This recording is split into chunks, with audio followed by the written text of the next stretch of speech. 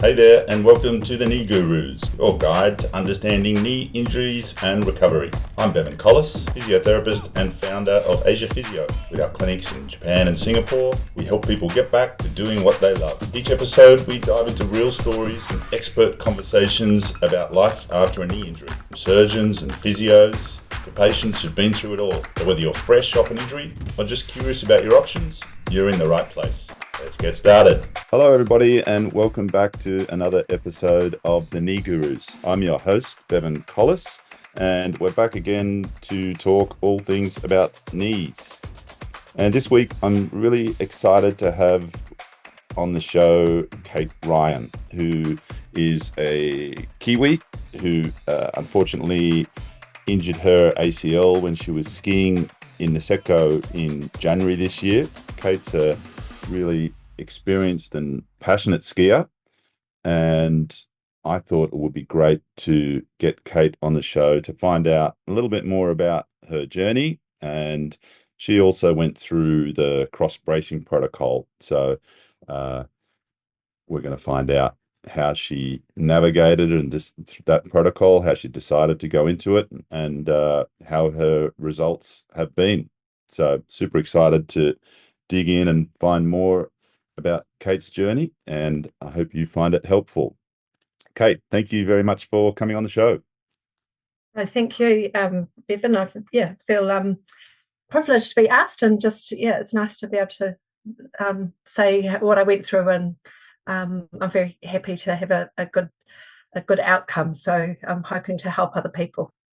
Right. Yeah, it's such a hard time for people who have torn their ACL, and I think that's who this show's really targeted towards, because you go from not really knowing much about the ACL. You sort of hear a little bit about it on the TV when a famous footballer gets an ACL, but then all of a sudden everybody starts researching it and goes on a big learning curve, or a lot of people go on a big learning curve. So hopefully people that are going through that learning curve find this interview interesting. So, Kate, can you tell us a little bit about the injury, first of all? How did it happen? You were skiing in Niseko, I believe it was pretty early on in your holiday. Yeah. It was our second time to Niseko, and I was like excited to be back there for the powder. And unfortunately, it was the first day. Right. I had rented the powder skis, so they were quite wide, and I do remember they seemed really quite speedy. They were Mhm. well, slick under the moving on the snow. So yeah, I just was. I would love to say I was doing a really amazing powder run and a big spectacular fall, but it was not that at all. I was just heading down for lunch, and I think I was going quite fast, and I turned, and it just happened really quickly. The ski, it's hard to remember these things, but the ski just went the wrong way, and my knee went the other way, and it didn't release, which I'm not sure if the bindings were a bit tight, but I got that instant kind of pop, or feeling of the pop, and I ended up sort of facing downwards, and um, it really hurt. But then it just kind of died down, actually. Like the Mhm. pain was like a big rush and then kind of died down. And I ended up, luckily, my husband and my friends were near. They just sort of helped me up, and I said, "Oh, I think I can ski down." And Yeah. I did. I actually skied down, but it wasn't a very long way, and I was just very careful. But yeah, and then I got picked up, taken home, and started like thinking, okay, who do I see? Because How did you manage to get home from the bottom of the uh, um, mountain? the place I was staying had a shuttle service, so they kindly came and got me, and the the others carried on skiing, Hmm. um, and I managed to wobble my way home, back to the place we're staying. Yeah, and then I just started looking straight away, and I thought, well, it probably should be a physio that I see. Um, and yeah, Niseko physio came up first. and I rang and I got a meeting for an appointment for the next morning. Okay. And was your knee throughout the rest of that evening and that night? Did it swell up It, much, it or was it painful? Yeah, it did swell up, and it was really surprisingly not that painful. But if I, because there were stairs in the place, and I remember I just kind of tweaked it a bit on the stairs. I was like, "Whoa, that hurts." Yeah, but I didn't think I'd done anything that bad, so I was a bit shocked when yeah, I saw Max, who's quite a young Australian physio, and he did the test on me with that kind of flicking action. Yep, the Um, Lockman's test. yes, yeah. And he started sort of looking a little bit more serious, and I was like, okay, yeah. And he got another person to come and do a cross check, and he said, "I'm sorry, but it is your ACL."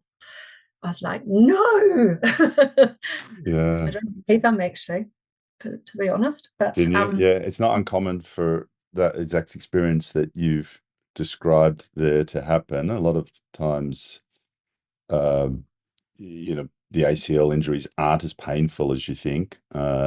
And a lot of the time people do ski on a little bit, and it's just that well, that word pop that you used is often a bit of a tell for ACLs, and that feeling of instability, that feeling of wobbliness that you described. Both of those are quite yeah, classic ACL presentations. But a lot of our patients say, I'm sure there's nothing wrong with my knee because it's not that sore, and you kind of have to yeah, readdress that and say pain isn't a great indicator, actually. Um, yeah, yeah. It's really surprising. I've learned a lot after that, but yeah, they actually started talking to me quite quickly about. Well, I they put me into a brace straight away, and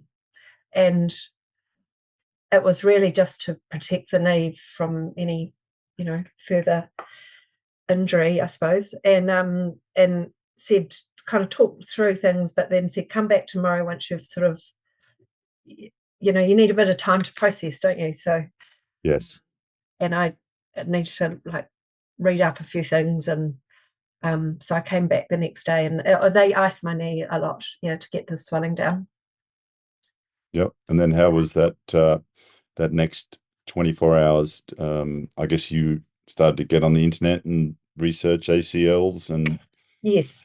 Yeah, they were really good, sending me so much information, um, and they said there is this new protocol that is possible, and that I could be quite a suitable candidate because, when you do a fall like that, that's not kind of, it's all about how much the ACL is torn, isn't it? And exactly.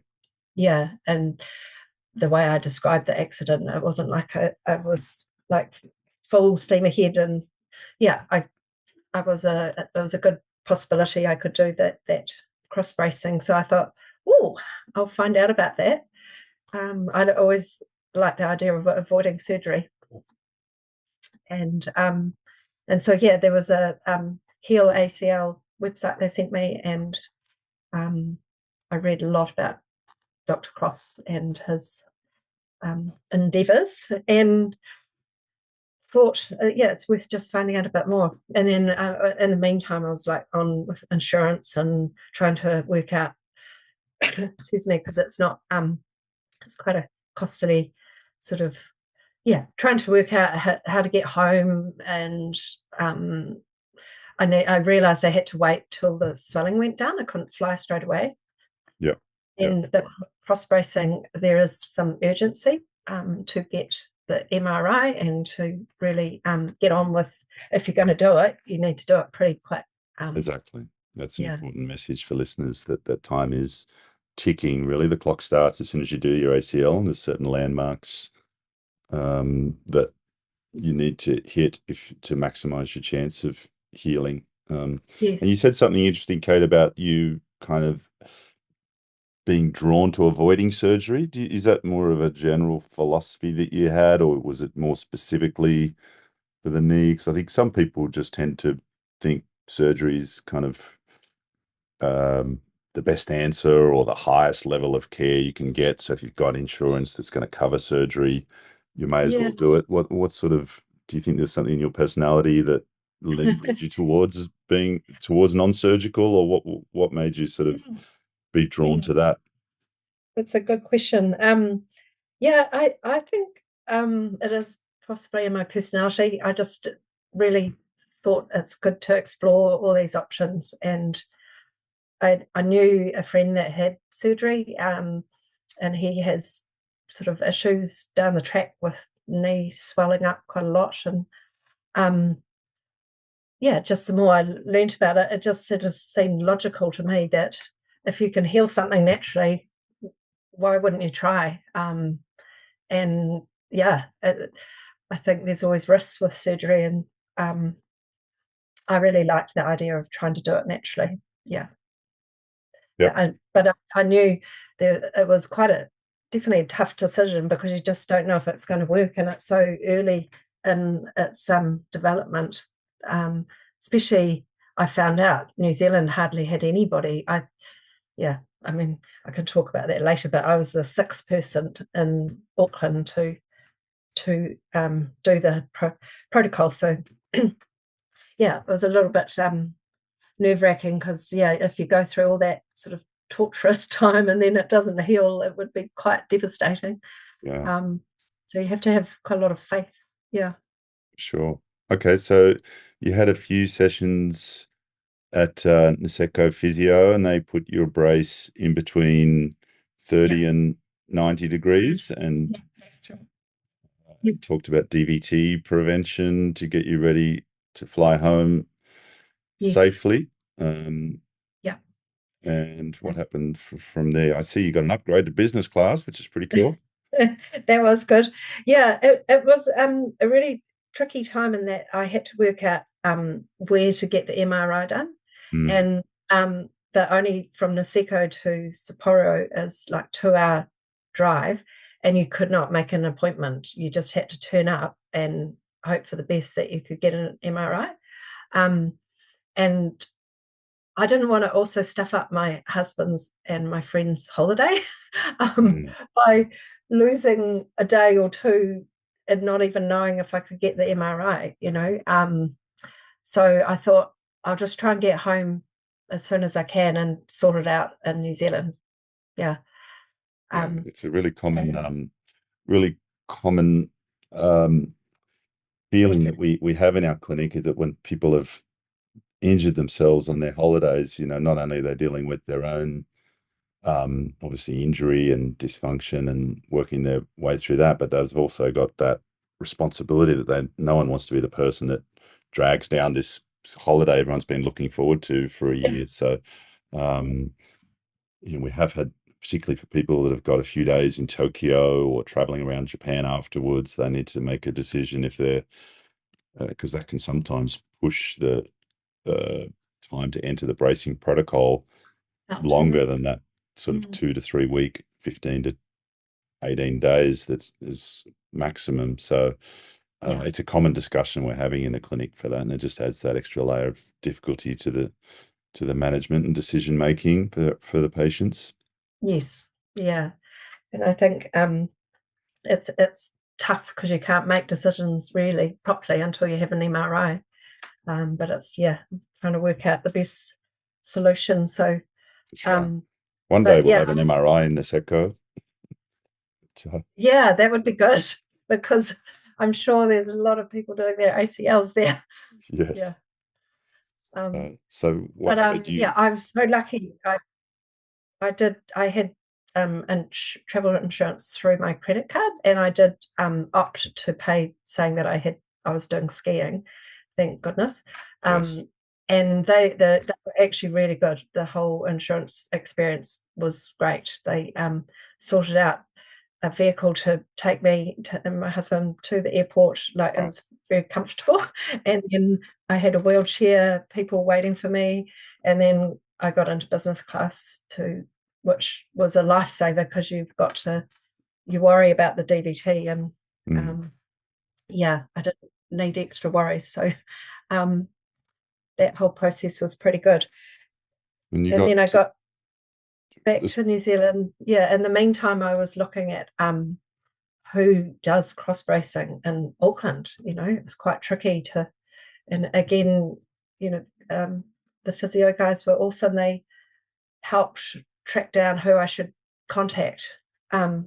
Yeah, so I was doing that, but there was also public holidays in New Zealand, so I had trouble getting hold of people, and I wanted to get the process happening as fast as possible when I got back to get a referral. And the whole that was quite traumatic actually because we landed like on a Wednesday. I went to a physio within Access Sports, which Hmm. is a great place that in New Zealand.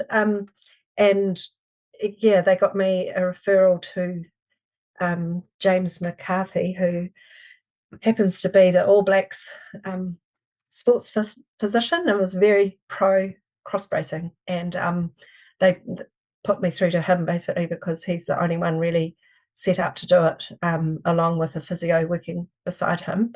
Um, and then they got me a meeting with him, but I don't know if I was just kind of jet lagged and stuff, but they text me the time because it was all done sort of under urgency, and I got muddled. I got the time wrong. Basically, I missed the Oh no. appointment, and Had you had the MRI by this stage, or no, because it was all to get the MRI, and so I okay? had a complete freak out. And then he kindly rang me back, and he did a phone consult, and I got the MRI the next morning. And he even walked down the hall to the MRI place and got the appointment for me. It was just amazing. And so I had that on the Friday, and then by the Monday I saw him again. He looked at all the results and he said, "Yep, you're definitely a good candidate. Let's get into it."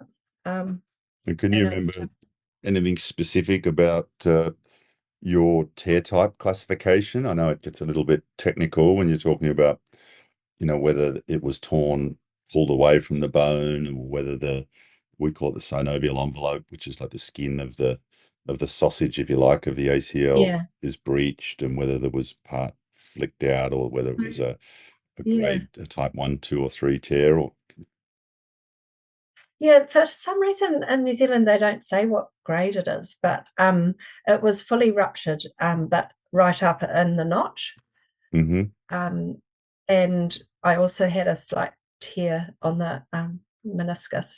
Um, but I never knew how far it was pulled apart. I unfortunately didn't get Gap told that distance, because we I call think in that. Australia Yeah. they tell you. Yeah. So they didn't say how many millimeters the tears were apart. Yeah.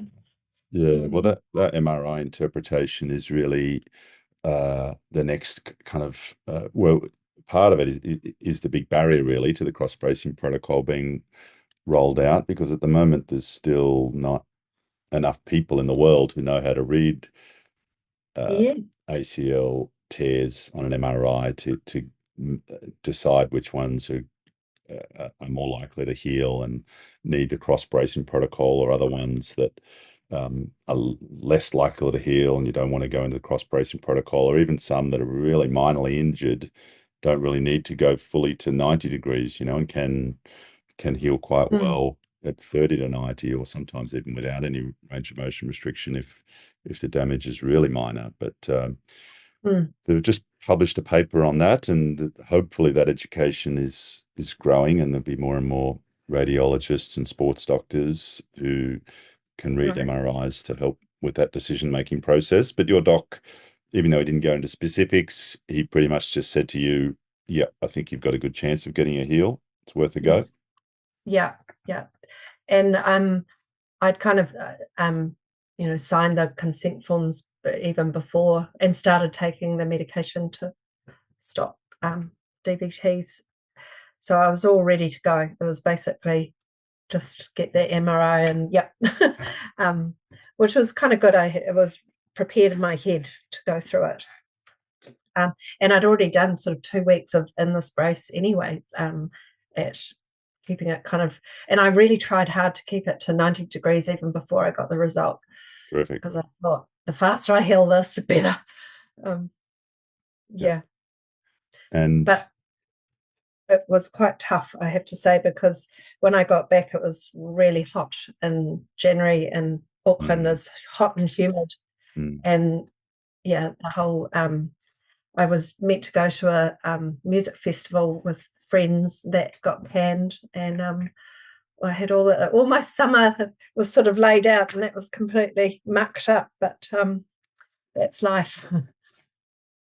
And so, when did you? Can you remember what day it was that you started to go into 90 degrees? Sounds like it was about. It was 2 weeks after, exactly. I did it on a Monday, and 2 weeks later, I was in the brace.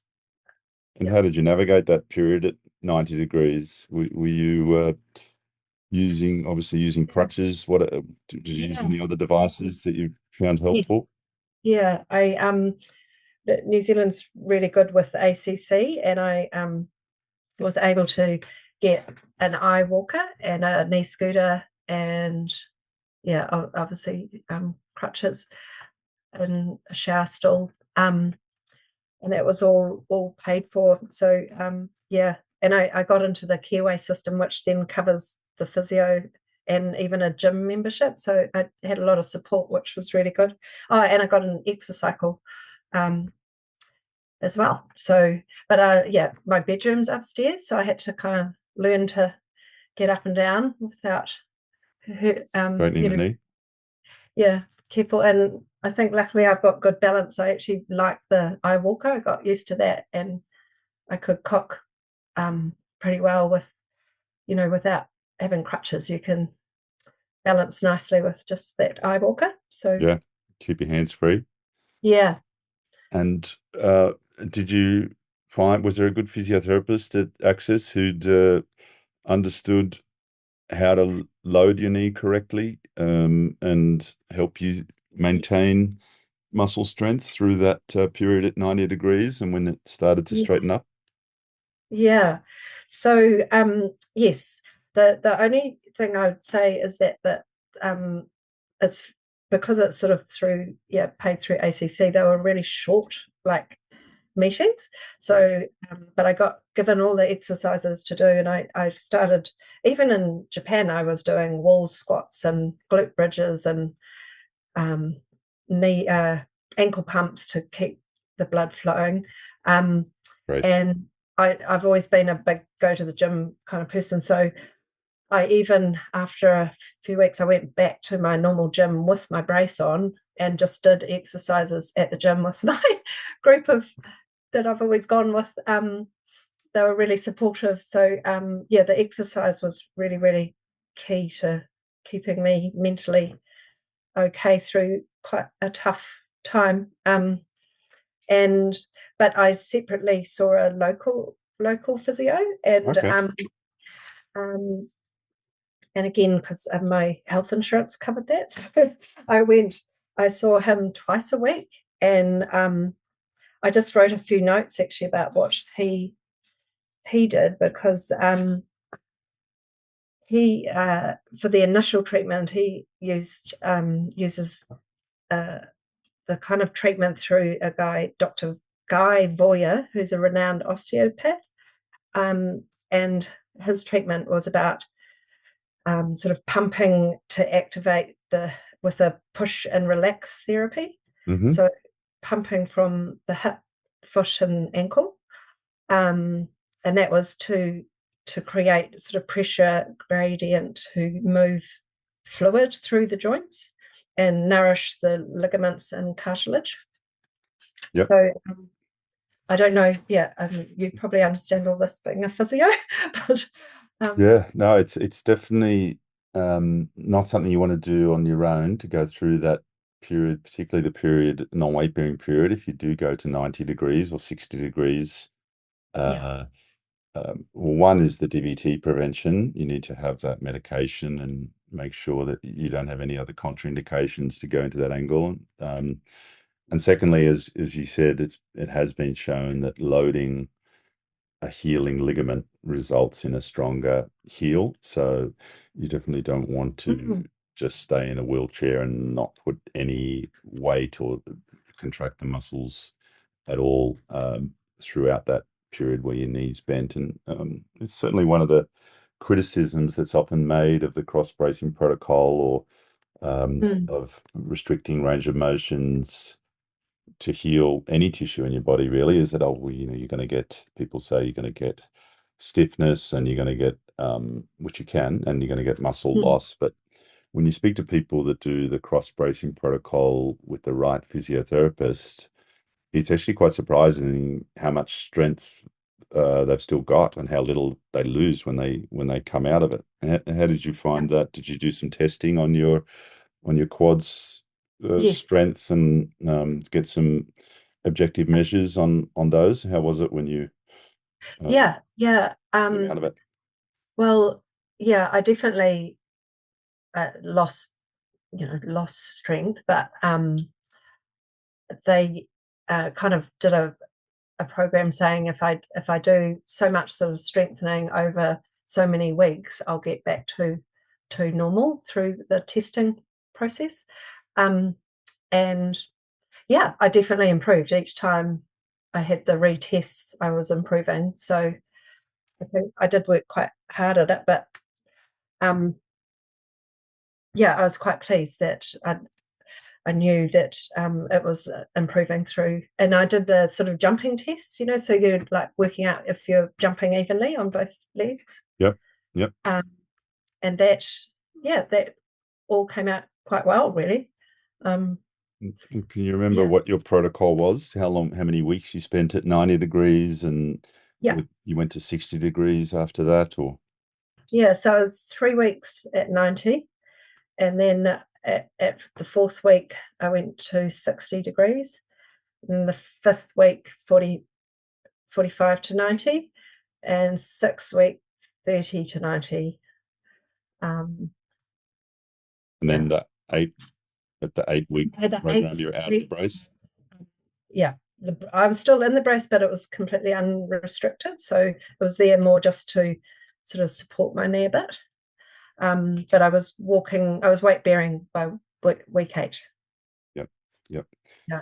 Right. And did you have some trouble getting your knee straight? I guess that's one of the big fears that people have, that after your knee's bent for so long, um, Yep, that I people did can. really. But I think with all the physio work, uh, there was a lot of tightness initially, and probably within 2 weeks, I started getting a lot better movement, and I was doing specific stretches to push the bottom of the knee down, um, Yep. and I did those a lot. So yeah, it was it was quite yeah, a shock to when the knee came out, out of the brace. So it did take quite a bit, I felt, to get going, but in the big picture, it's not really that long.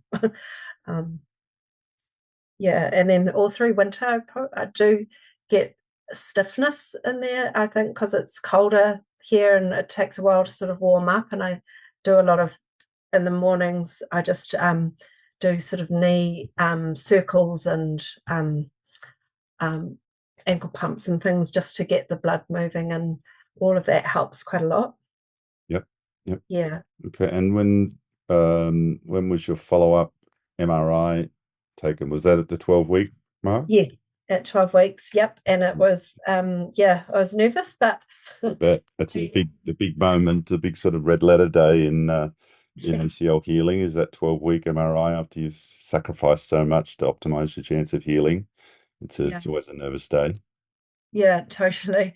Yeah. But I was kind of quietly confident. And yeah, sure enough, it had fully it reattached and was a nice continuous um, you know, straight ACL, but it was thin. Yeah. That's it just didn't have that kind of thickness that it obviously takes time to. But they were really happy, and because it's not seen much in New Zealand, the radiologist, could not believe it. Oh, They'd never, really? yeah, they'd never seen an ACL heal without surgery. So they even rang, yeah, the doctor and said, "Oh my God, that's amazing." Yeah, Crazy, yeah. that was pretty cool. Yeah, very cool.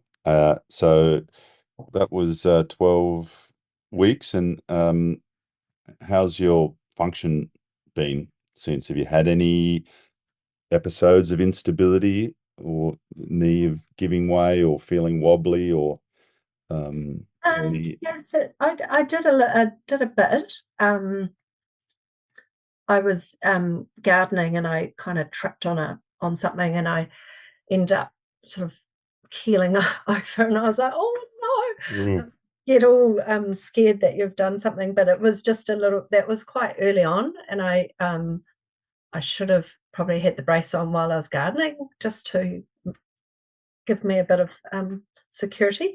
But the physio checked it and he said, "You haven't done anything bad, don't worry." Um, but yeah, it did take a while to feel it, to build confidence that it was okay. Yeah. Um, but yeah, I'm 8 months now down the track, and yep, I hardly think about the knee now. Um, terrific. yeah, it's I mean, I do think about it because I'm always trying to keep up my exercises. Because yeah, my aim is I'm booked to go skiing in Canada in January, so it'll be 1 year from the accident, and I'm Awesome. doing everything I can to make sure that I'm all good for that. Mm. And how do you feel mentally about going back to skiing? Do you feel Yeah, like a lot of my friends roll their eyes and like, "What are you going?" When they thought I'd give it up, I was like, "No way, I'm not giving up skiing." you love it, huh? Um, Yeah.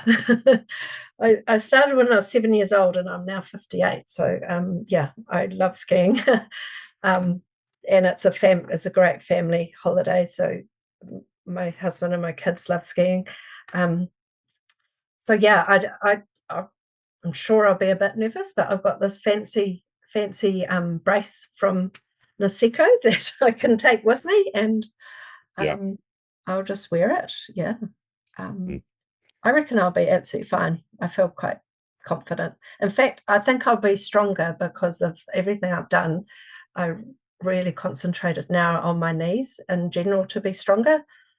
And I think, yeah, I'm pretty sure I'll be better than what I was before. Yeah. Well, I think that's a great goal for everybody that does their ACL is to try and come out of it stronger than they were before. Um, Yeah. and yeah, learn some lessons from the first time to hopefully prevent it happening again. Um, and just talking about bracing, did you go through the whole process of the bracing protocol with the Breg CX2K that the brace you got from Niseko, or did you change it out for a different one, or did you use two different types to go through the cross Yeah. bracing protocol? Yeah. They weren't familiar with it here, so I ended up getting another brace, which I kind of regret. I would have probably preferred to use the one I got from Niseko because it was more lightweight. The other one was hot because it Mm, had more sort of Velcro and more. I found it really hot to wear through the heat here, um, but yeah, I did start wearing it again as soon as I started weight bearing. I got the good one, whatever the name is. the Breg, yeah, Yeah, CX2K. Yeah, we tend to yeah, find that we've tried over the 20 years of running our clinics, tried many different braces for skiing and for range of motion restriction, and the Breg tends to be the most popular, not just with us, but in ski resorts all over the world for ACL prevention and for providing stability. Because it's a really nice rigid brace, and the C yeah. stands for compact in that it's quite short, so you can fit your ski boot under it.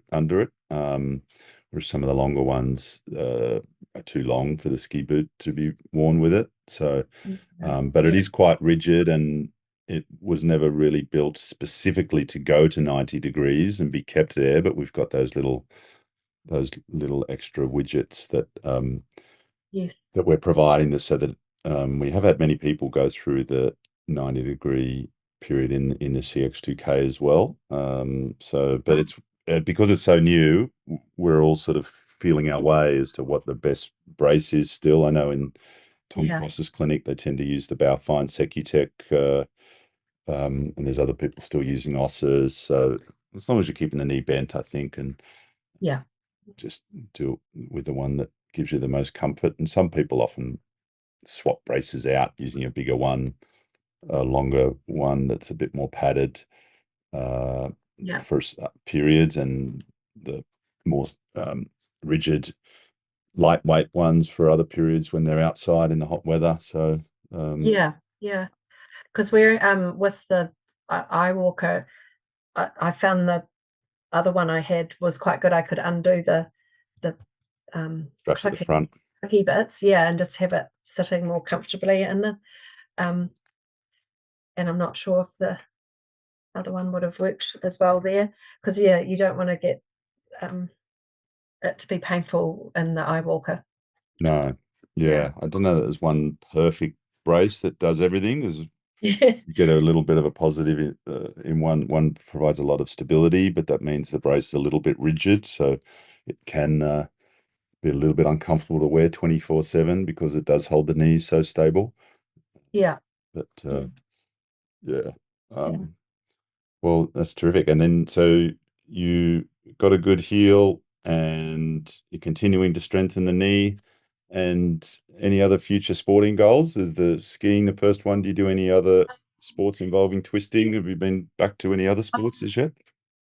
Um I just I'm a big walker and I yeah, the gym is just kind of like um CrossFit type stuff. So yeah, I haven't kind of risked anything. Probably my next big thing is in December. I'm going to do a 4 day walk, tramp, and yeah.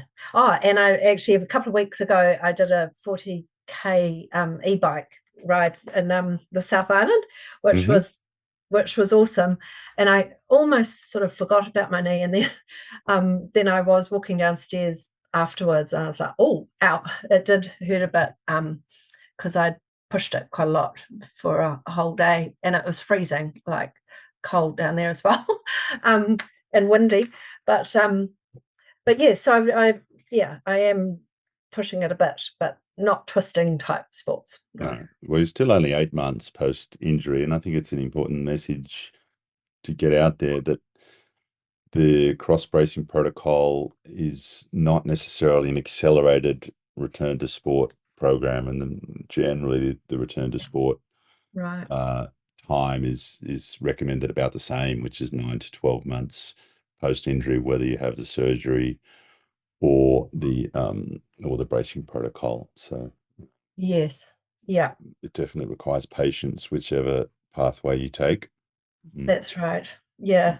That's the biggest shock, isn't it? When you don't know much about ACL and then you realize it's almost a year to really get that ligament grown. It's easier to break something than a ligament, It isn't it? is, yeah. I think well, and the a fracture tends to be a little bit more simple, depending on the fracture type, obviously. But Hmm. yeah, the soft tissue injuries are the healing journeys a little bit less predictable sometimes, and um, Yeah. It was interesting. I kind of got told that, you can live without your ACL, and I had to sort of, decide about that. It's something I found that a little bit hard to work out whether that was something I could do, live without an ACL. mm, mm. Especially knowing that I wanted to go back skiing. I don't know what your comments are on that, um, but it Yeah, was something your physios did bring up to me. yeah. Well, that tends to be the Scandinavian way of because of the research that's come out of Sweden from Frabel um, et al. They found that many people who rupture their ACL do pretty well without an ACL, and There has Yeah. been the ACL reconstruction rates in Sweden are around 50% of people that rupture their ACL end up Wow. having the surgery, whereas in Australia it's around 90-95%. So uh, Gosh. because of this research, the Canoon trial, the Swedish government is not paying for ACLs until at least 12 weeks post injury. Um, Oh, and so people are almost mandatorily forced to wait 12 weeks before their surgery. And I think that's part of the attraction towards surgery, because in those first periods of 2 to 4 weeks, everybody's knee feels wobbly, yeah. and people sort of think, oh, there's no way I'm living my life like this. My knee feels horrible. It makes me sick in my stomach, feeling that kind of Yeah. disassociation of the bottom part of my leg from the top part. And Yeah. I'm definitely going for surgery. But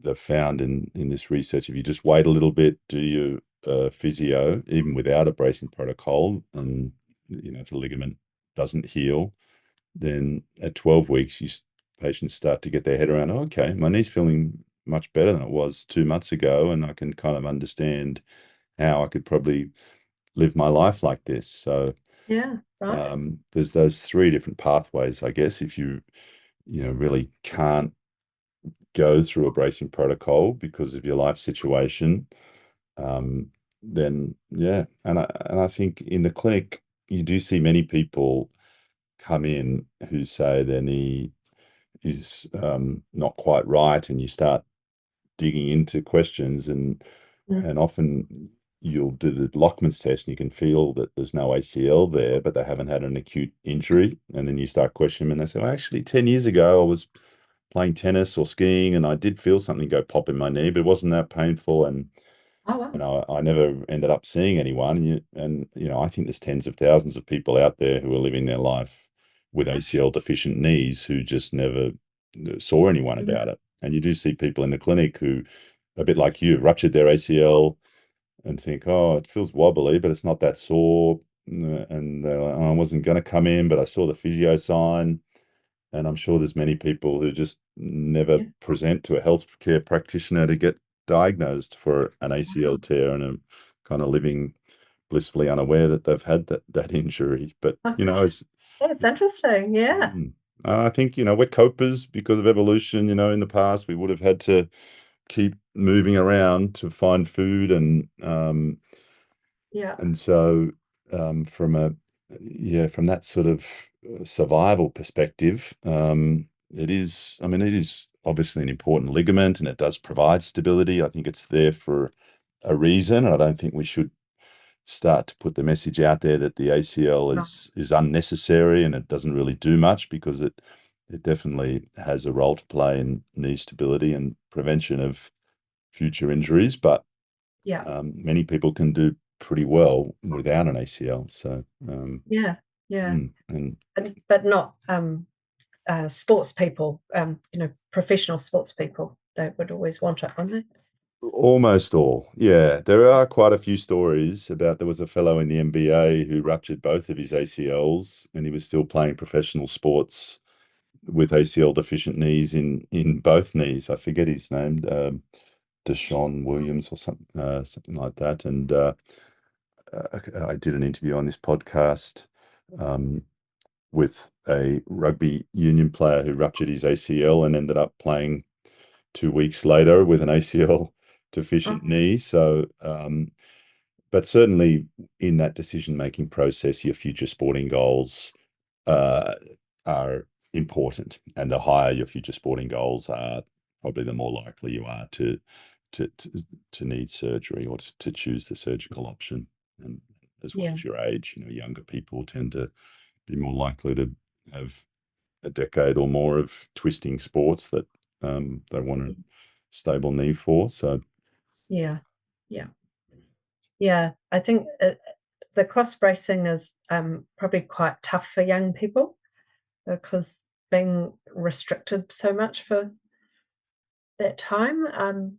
Yeah, I, they do talk to you a lot about, if you are the appropriate person to go through it, because also depending what leg you've done, if you can't drive and Yep. can't work, and there's quite a lot to go through. Luckily, I have my own business and I could drive because it was a left leg. Mm-hmm. And I got support through. God, it works for me. But not everyone has that luxury, so it is quite. And I feel it's quite sad that people can't do cross bracing because of circumstances. Yeah, because it is only that one little snapshot of your life, and you've really only got that one little window to optimize your healing. And once that's gone, it's gone, sort of thing. But Yeah.